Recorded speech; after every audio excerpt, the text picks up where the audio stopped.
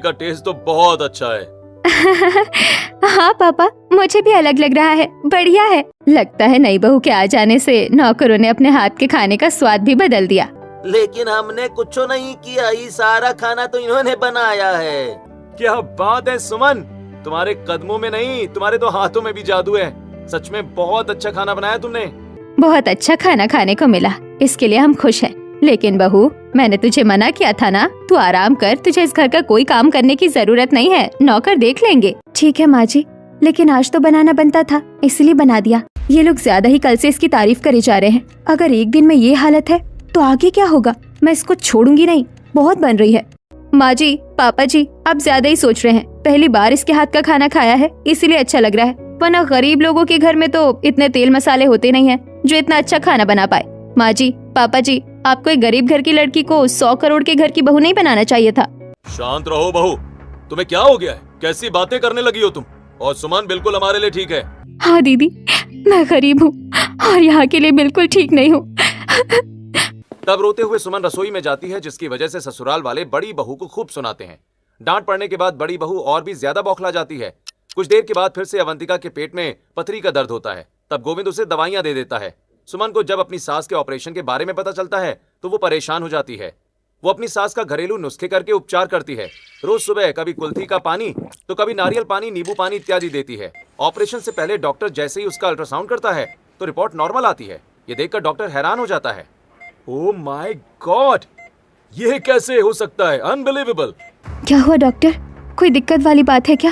कहीं मेरे खिलाने पिलाने से उन्हें कुछ प्रॉब्लम तो नहीं हो गई? बोलिए ना डॉक्टर। अरे आज तक ऐसे केसेस में मैं बहुत कम ऐसे चांस देख पाया हूँ। इनका जो ऑपरेशन होने वाला था ना, अब उसकी कोई जरूरत नहीं है। इनकी स्टोन निकल चुकी है और ये बिल्कुल ठीक हैं। पर हुआ कैसे ये? डॉक्टर साहब, ये सब मेरी बहू के पहले कदम की वजह से हुआ है, जो इस घर में नई आई है। इसी ने मेरी पत्नी का ख्याल रखा और मेरी पत्नी ठीक हो गई। मेरी बहू ने मुझे ठीक कर दिया, मैं बड़े ऑपरेशन से बच गई। माँ जी, आप सब मुझे हमेशा ऐसे ही क्यों बोलते रहते हैं? इसकी वजह तो बताइए। घर चल, सब बताते हैं। कुछ ही देर में सब लोग घर पहुंच जाते हैं। तब सास अपनी बहू को गले लगा लेती है। तू बार बार पूछ रही थी ना, ऐसा क्या हुआ जो तेरा पहला कदम रखते ही ये 100 करोड़ का घर नीलाम होने से बच गया और तेरे पति को इंटरनेशनल डील भी मिल गई? क्योंकि कुछ महीने पहले। देखिए, अब आपने इतना भारी फैसला ले लिया है तो ठीक है। ये 100 करोड़ का घर नीलाम होने के लिए तैयार है। कल से इसकी बोली लगाई जाएगी और कुछ दिनों में आप ये घर छोड़ देंगे। देखिए रंजीत जी, स्थिति ऐसी है कि मैं कुछ नहीं कर सकता। आपसे विनती जरूर कर सकता हूँ। मेहनत से बनवाया है, इसमें मेरे पिता की भी यादें हैं और मैं अपने बेटों की शादी करना चाहता हूँ। कम से कम मेरी बहू तो इस घर को देख ले, फिर चाहे हम झोपड़ी में ही क्यों न चले जाएं, वहीं रह लेंगे। बस मुझे 1-2 महीने का मौका दे दीजिए, जिससे मैं अपने बेटे की शादी कर दूं, फिर हम चले जाएंगे। वैसे मैं ये सब सुनता नहीं हूँ, लेकिन आपकी इज्जत करता हूँ, तो आपको 2 महीने का मौका दे दूंगा। गृह प्रवेश के अगले दिन मैं खाली करवा लूंगा। एक तरफ बहू, मेरी तबीयत खराब चल रही थी, दूसरी तरफ बिजनेस भी डूब रहा था और ये 100 करोड़ का घर भी। लेकिन जैसे ही तूने कदम रखा, सब कुछ बदल गया, सब अच्छा हो गया।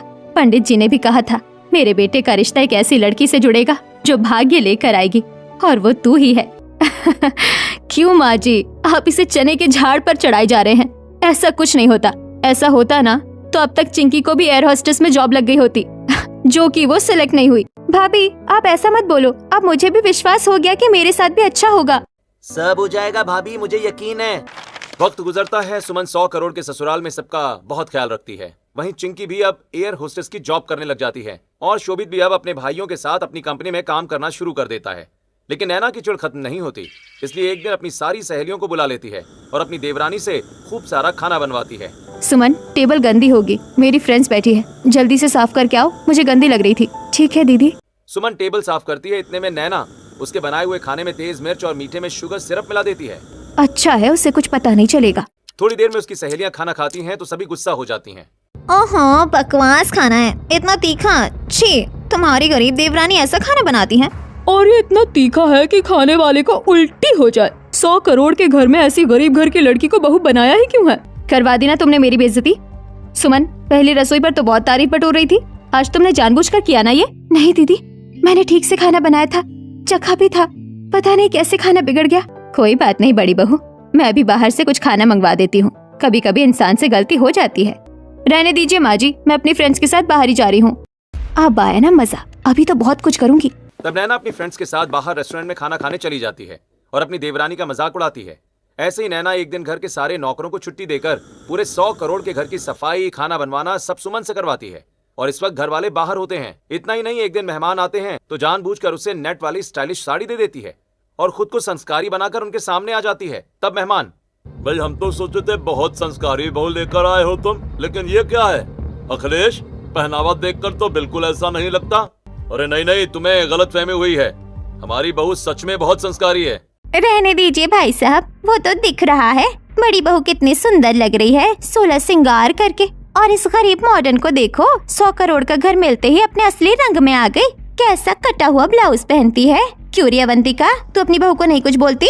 तू गलत समझ रही है उषा, आज शायद बहू को पता नहीं था इसलिए ऐसी पहन ली। मेहमानों के जाने के बाद आंखों में आंसू लिए देवरानी जेठानी से सवाल करती है। दीदी, आपने मुझे जानबूझकर ऐसी साड़ी पहनाई और खुद संस्कारी बन गई। नहीं नहीं सुमन, तुम गलत समझ रही हो। तुम रोज बन ठन कर रहती हो, इसीलिए तुम्हें देखकर मैंने आज ऐसे कपड़े पहन लिए। और तुम कभी स्टाइल वाले कपड़े नहीं पहनती तो सोचा आज तुम्हें पहना दूं। मुझे नहीं पता था मेहमान गुस्सा होंगे। चलो, जो हो गया सो हो गया। बड़ी बहू, दोबारा ऐसा मत करना कि छोटी बहू की आंखों में आंसू आए। उसने हमारे लिए जो किया है वो कोई नहीं कर सकता था। कल तो इसकी आंखों में और आंसू लाऊंगी पापा जी। घर में सभी लोग खुश थे, लेकिन नैना से ये देखा नहीं गया। कुछ देर पहले वो अपना डायमंड नेकलेस पहनकर जानबूझकर सुमन को दिखा रही थी।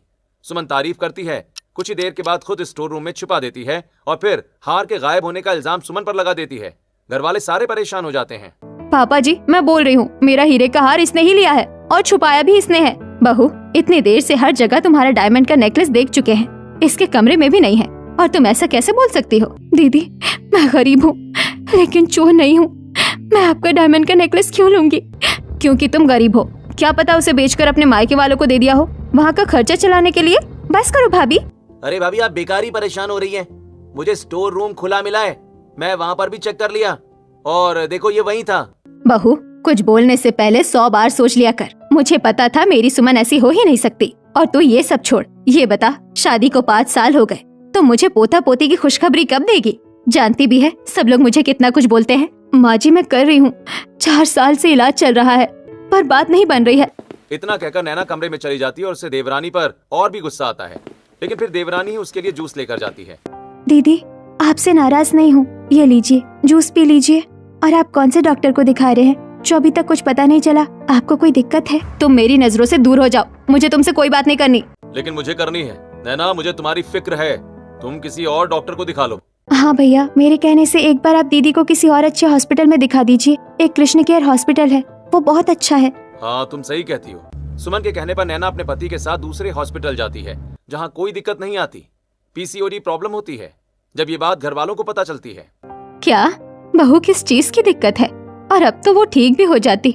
बहू, तूने इसका इलाज नहीं चलाया? ऐसा कुछ पता नहीं था माँ जी, डॉक्टर ने मुझे कुछ और ही बताया जिसके लिए मैं बहुत टेस्ट करा रही थी। दीदी, जरूर उस डॉक्टर ने आपके अमीर होने का और 100 करोड़ के घर होने का फायदा उठाया है। हमें उसके खिलाफ आवाज उठानी होगी, वरना अब तक इस घर में खुशियों की किलकारी गूंजती। इसका मतलब उसने मेरे साथ फ्रॉड किया। गुस्से में ससुराल वाले डॉक्टर के पास पहुंचते हैं और उससे सब कुछ पूछते हैं। तभी डॉक्टर की सच्चाई सामने आ जाती है और सूरज पुलिस में उस डॉक्टर के खिलाफ FIR कर देता है, जिससे उसे सजा मिलती है। और अब एक अच्छे डॉक्टर से नैना का इलाज चलता है। धीरे धीरे नैना ठीक होने लगती है और एक दिन वो सबको गुड न्यूज देती है। तब नैना को अपनी गलती का एहसास होता है। माँ जी, मैं माँ बनने वाली हूँ। और अब दादी, मुझे तो यकीन नहीं हो रहा, उस डॉक्टर ने मुझे कितना बेवकूफ बनाया। आज मुझे इतनी बड़ी खुशी मिली है तो वो सिर्फ सुमन की वजह से। सुमन, तुम सच में इस घर के लिए बहुत लकी चाम हो। 100 करोड़ के घर में तुम्हारा पहला कदम पड़ते ही सब कुछ अच्छा हो गया। मुझे तो लगा था मैं कभी माँ ही नहीं बन पाऊंगी। तुम नहीं होती तो मैं इस भ्रम में ही जीती। मुझे माफ कर दो, मैंने तुम्हारे ऊपर चोरी का इल्जाम लगाया और बात बात पर बेइज्जत करना चाहा। अपनी बड़ी बहन को माफ कर दो। दीदी, बड़ी बहन छोटी बहन से माफी मांगते हुए बिल्कुल अच्छी नहीं लगती। जो हुआ उसमें मेरा कोई हाथ नहीं है।